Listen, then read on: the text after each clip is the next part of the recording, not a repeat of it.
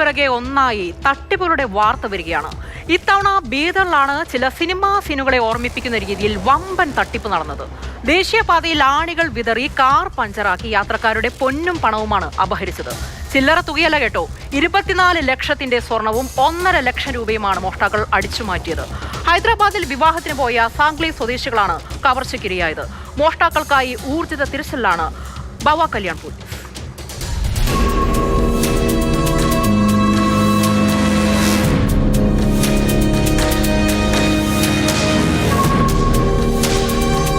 ദേശീയപാതയിൽ ദീർഘദൂര യാത്രക്കാരെ ലക്ഷ്യമിടുന്ന കൊള്ളസംഘമാണ് കവർച്ചയ്ക്ക് പിന്നിൽ.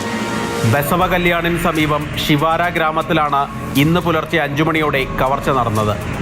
മഹാരാഷ്ട്രയിലെ സാംഗ്ലിയിൽ നിന്നുള്ള സംഘം ദേശീയപാതയിലൂടെ സഞ്ചരിക്കുന്നതിനിടെ വാഹനം പെട്ടെന്ന് പഞ്ചറാവുകയായിരുന്നു.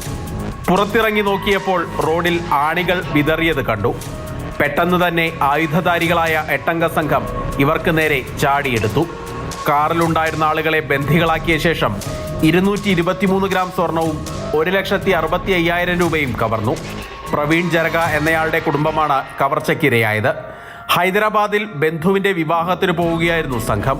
ഇവരുടെ പരാതിയിൽ ബസവ കല്യാൺ പോലീസ് കേസെടുത്ത് അന്വേഷണം ആരംഭിച്ചിട്ടുണ്ട്.